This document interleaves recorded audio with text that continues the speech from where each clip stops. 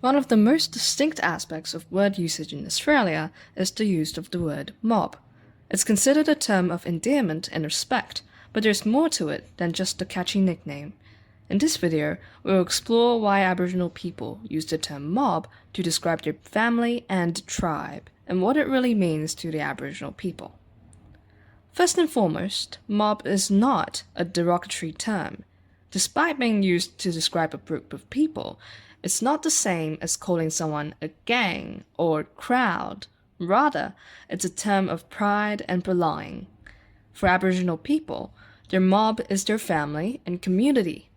It's a way of identifying themselves as a part of the larger whole, with shared values, traditions, and deep connection to the land. While mob could seem like a casual or colloquial term, it's actually deeply ingrained in the culture and language of Indigenous Australians. In fact, it's one of the many words used to describe different types of kinship relationships. Skin, for example, refers to the complex system of social rules that govern how people interact with each other based on their familial connections.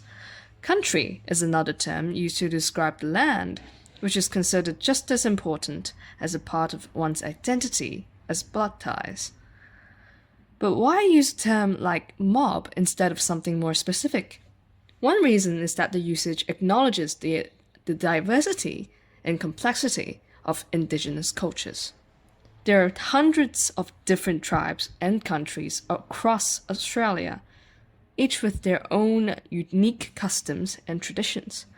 Using a generic term like mob allows for a broader sense of unity while still recognizing the individuality and diversity of each group.